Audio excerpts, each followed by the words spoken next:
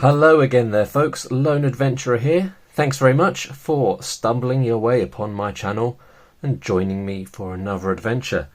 Now this is part 3 of my new series of 2d6 dungeon videos in which we are playing through level 4, the haunted level of the main 2d6 dungeon game. If you have not yet seen parts 1 and 2, there'll be a link up in the corner of the screen right about now to part 1 and links to part 1 and 2 down in the description below.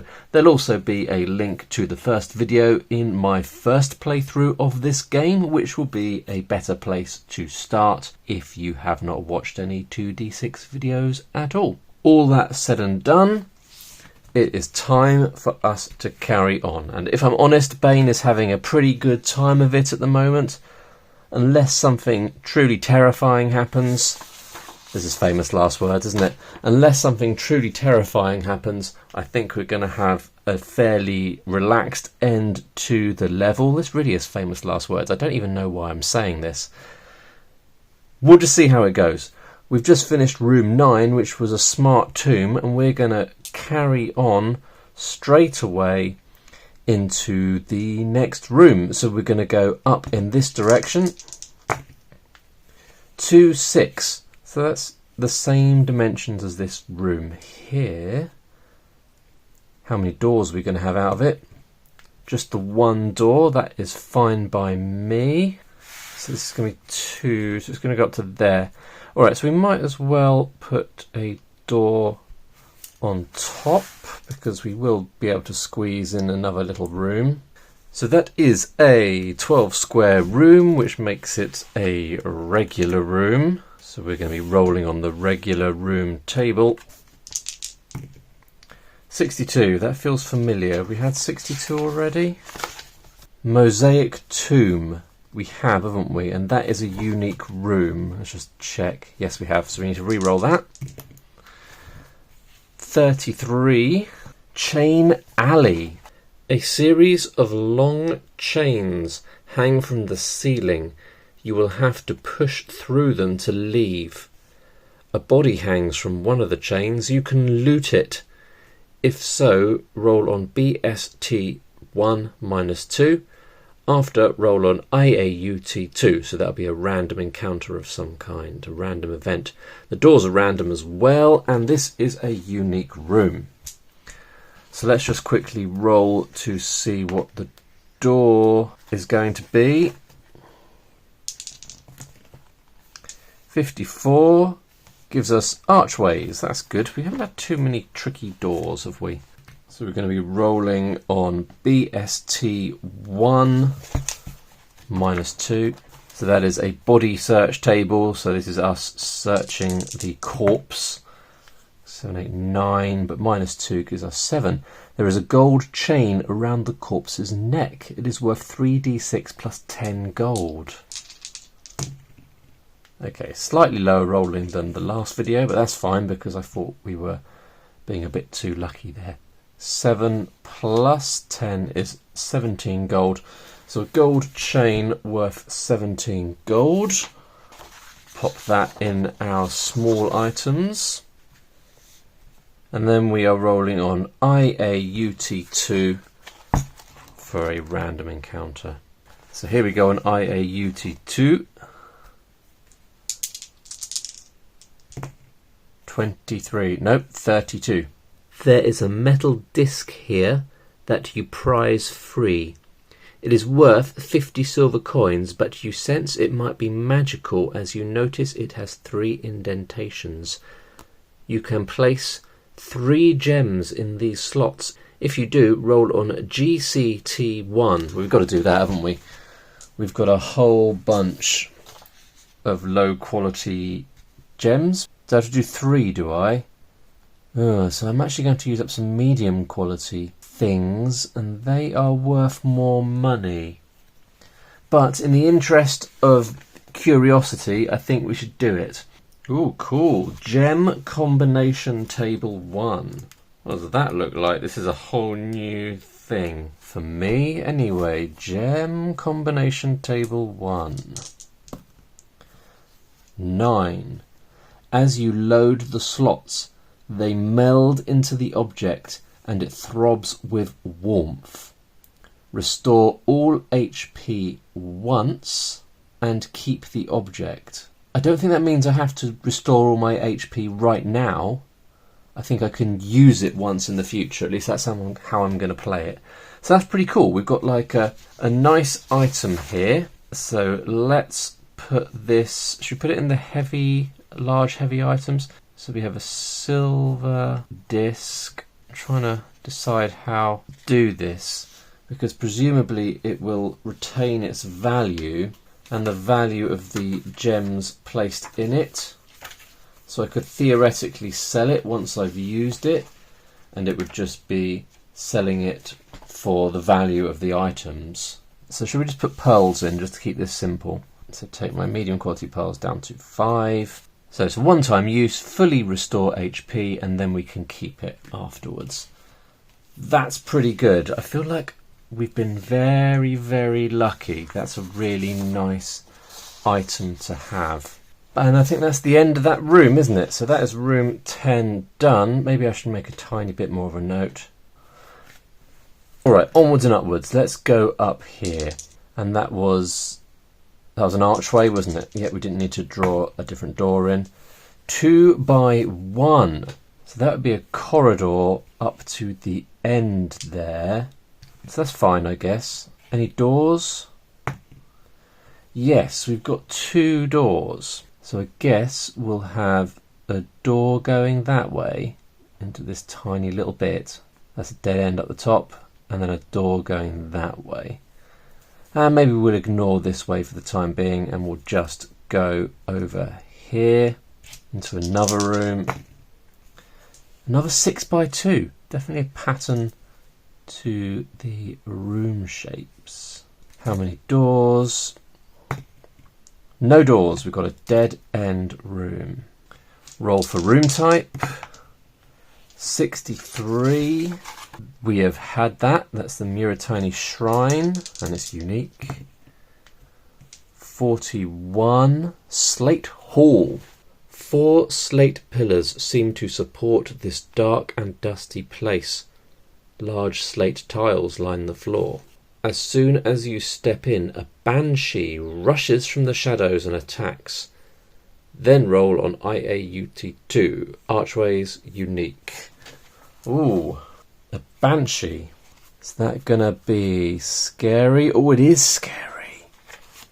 It is scary. It's a level 4. Let me just get my Tomb Raider back in my neatly alphabetized cards. And then let's take a look at the Banshee. So this is a level 4 creature. So other than the horrific giant we faced in the first video, this is the worst creature that I have faced. 28 HP, but I am more powerful now, so hopefully that won't cause quite so much trouble. We get 190 XP for defeating it. It's got 2 shift, some treasure, resonating barrier on primary 1s, 2s and 6s. I don't have any primary 1s, 2s or 6s in my manoeuvres, which is pretty good luck, so we can ignore that. And then 2 manoeuvres, one on 5-3, one on 6-4. Oh, look at that, it can reduce my shift for a round. Banshees are twisted by the orbit of Psyche. They are beings who, tormented by their own voices, are sent away into the depths where they cannot disturb those in the domain above. Righto, just going to make a note. And let's do this. So we're going to start with us attacking. Let's just bring the character sheet in. Here we go. 3, 5. Is that good? Is that good? Yes, it is, because we've got 2 shifts, so we can shift the 3 up to a 4 and the 5 down to a 4. This Hue maneuver is just fantastic. And that's going to allow us to do D6 plus 4. 3 plus 4 is 7. That's a pretty robust start. Down to 21. Banshee will attack back though, as you would expect. 3-6. 2 shift. I don't think that's going to help the Banshee at all. Banshee misses, swipes in, screeching presumably like they do, and misses. 2-4. Yep, we can do this again. We can shift the 2 to a 4, and we're doing the hue. 2 plus 4 is 6 points of damage. Down to 15. Don't want to speak too early, but it feels like we might take this Banshee down. 6-1. Nope, no luck there for the Banshee. Going on to round 3. 1-3. That feels like a miss for me because I've got 2 shift. We could shift that to a 3, but we couldn't shift that down to the 2 that's needed for the hack. So yeah, that is our first miss. Banshee rolls double ones. That is a mishap.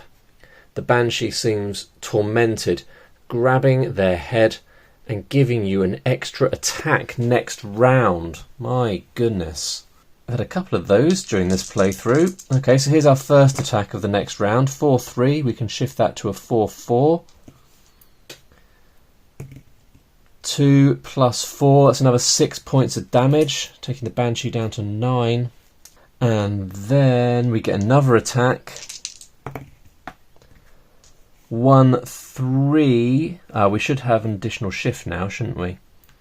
And that is less good. No, wait a minute, we can work with that. Because we can, now we've got 3 shift, we can take that down to a 2 and that up to a 3. Which means we're doing a hack, which is D6. 4. Yeah, why not? 4. 4's alright. Taking the Banshee down to 5 points of damage. Then the Banshee will finally attack again. 3-6. You going to do any damage, Banshee? Got 3 shift now. I don't think they can. To do the pitched scream would require 1, 2, 3, 4, 5 shift. And to do the vibro punch would require 1, 2, 3, 4, 5 shift as well. So not much luck there for the Banshee. But going into round 5, that means that we will both have 4 shift. This is Bane attacking first. 3-6. We can get that to the hue, shifting that to a 4, and then that down by 2 to a 4. 4, 5, 6, 7, 8. That's it. That's dead. Banshee is dead. Almost feels like that was a bit too easy, doesn't it? I won't complain though, because I don't mind. I don't mind the game being a little bit easy on occasion. Right, 190 XP. And I think that takes us from 1142 to 1332. Pretty sure that's right. Then we're going to roll on BST2 plus 2. Second body search table. 3. The cloth disintegrates. You find nothing. Seems fair. And I think we're then having a random encounter, aren't we? If I remember correctly. Over on the interruptions table. Once the Banshee is defeated. 45. To one side is a narrow altar set against the wall, hidden in the shadows. It's only small and was clearly used to sacrifice small animals. There are a couple of miniature bones and a black feather on the ledge. We'll have those. We will have those. I'm running out of small items area. I feel like there should be a limit to the number of small items you can carry. And this feels like a fair sort of limit. So I suppose next time we go out into town, or if we are going into 2d6 realm and we have a homestead where we can store stuff, I'm assuming you can store stuff in your own homestead, we can tuck away some of these bits and pieces in Elder Scrolls style. I used to love collecting stuff in Elder Scroll and Fallout and then in Skyrim that is, and then hoarding it all in a random chest in the top of a house. And then you forget where you put it all. Okay, starting to ramble a little bit there. That's the end of room 11. And we are going to move onwards. So I guess we could go out this way. We'll ignore this little random corner for the time being. 5, 3. And how many doors? 2 doors. Here we go. 55. Warrior's Tomb. This is the tomb of an ancient warrior. Stone swords cross the front of a red sarcophagus. The lid slides open and up stands a warrior in fur, but now a faraviata. A faraviata. Oh my goodness, is this another battle we're going to have? If you survive, roll on SLT2. Random doors. Are we just sort of like running into all of the risky beasties now, aren't we? Let's do the random door. 51. Archways. We are being very lucky with those doors. Right, let's find this unsavoury individual. I'll just make a note of the room name. Warrior's Tomb. Banshee goes back in. And then we're looking for someone beginning with F. There he is. There he is. 21 HP. Not too bad. Oh, it's a level 3 creature. 120 XP, 2 shift, some treasure, sudden swoop on secondary 1s and 3s. Yet we're not going to have to worry about that.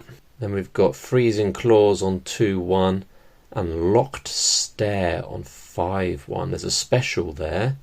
Next round deduct 1 shift. Okay, so it's the same as the last one.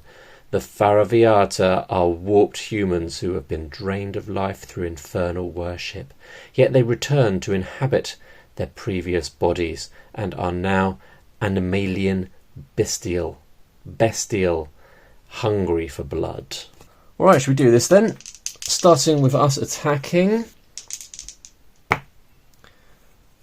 4-3. That's brilliant. Look, we can go up to the hue. I really like my hue. 6. 10 points of damage. Blimey. So that's taking the faraviata immediately down to 11. They angrily attack back. Ooh, that's bad news for the faraviata. 1-3. The closest thing would be freezing claws, and that would require 1, 2, 3 shift to get to, and they only have 2. On to round 2. 6-2. I think that's a miss for me, isn't it?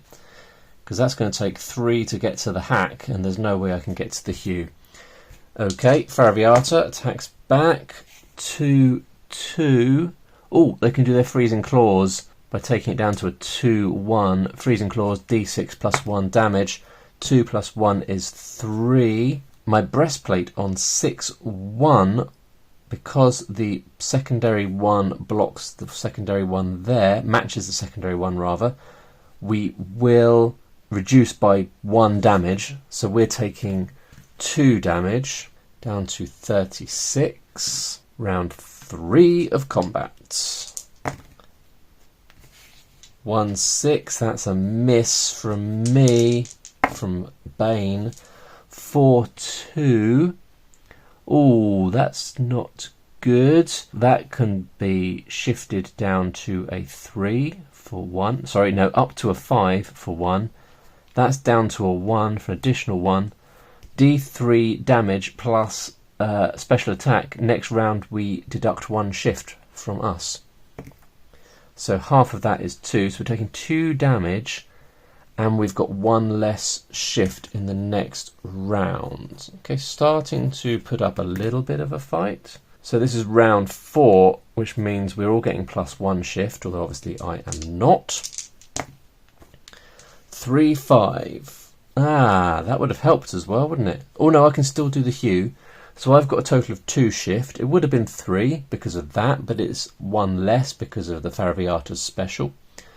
So we're going to shift that up to a 4, that down to a 4. 2 plus 4 is 6. 6 points of damage, taking it down to 5 health. It attacks back. 1, 3. Can't get it to the locked stair again, but can shift that up to a 2. And that down to a 1, which means doing the freezing claws. Oh, we're getting some lucky rolls on damage there.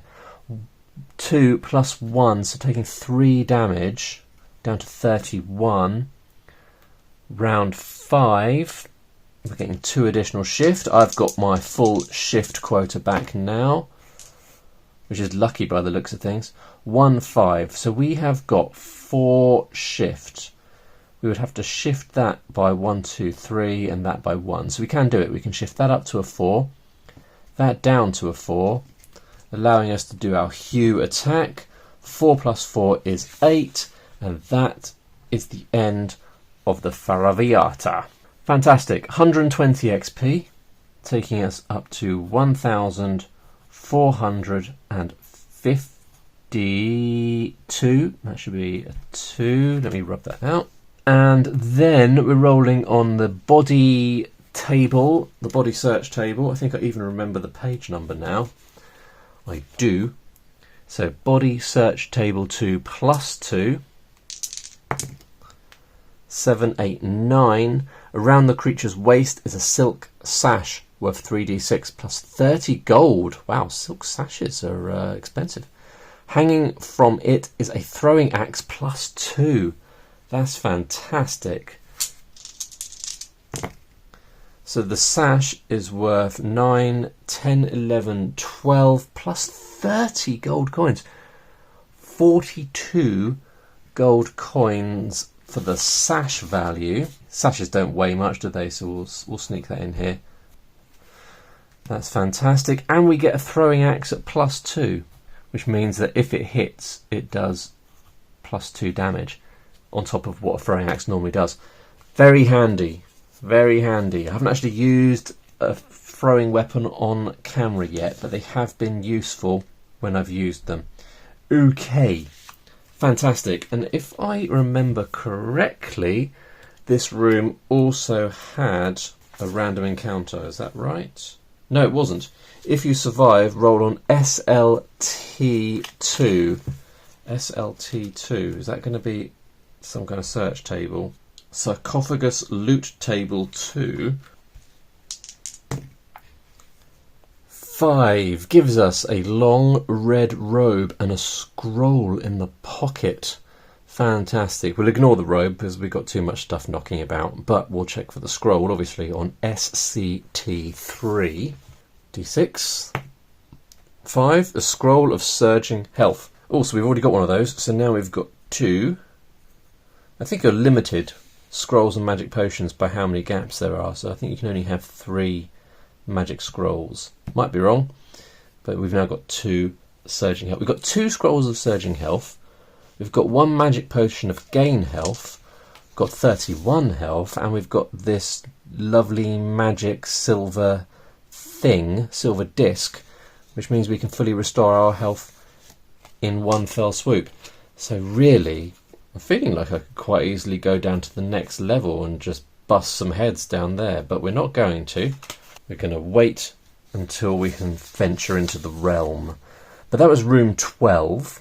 Now really we could probably declare the next room to be the final room, but I think we might have one more room. Should we have one more room? Let's have one more room. And then the final room. 6-4, it's a big un. Yep, I'm going to make this a dead end because our final room can be through there. Well, that's not a gigantic room, is it? Because giant rooms are at 32 or 35, and that is 24. So it's just a normal room. What's this room then? 62. Mosaic tomb, we've had that. 33. Chain alley, we've had that. We've had quite a few rooms now. 26. Fog room, that's new, isn't it? This space is full of black smoke.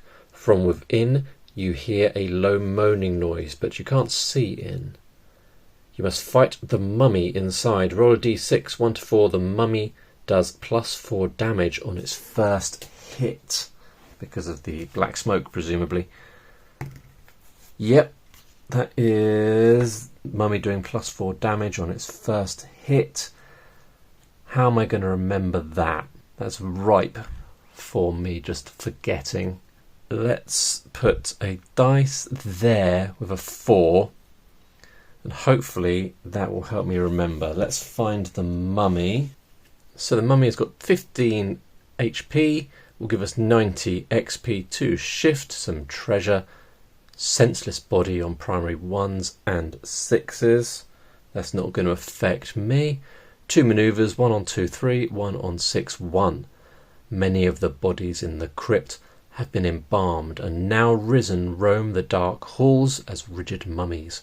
It turns and senses you, the dry corpse visible beneath the strips of cloth. Okay, hopefully we finish this off quite quickly. Famous last words. I rolled a 1-2 on my first attack. That's okay though, we can shift the 1 to a 3, which means we do a hack. 4 points of damage, taking the mummy down to 11. The mummy attacks back. So I think it's +4 damage on its first successful hit. 4, 6, that's not a successful hit. On to round 2. Oops. 3, 2. Oh, that's a direct strike with the hack.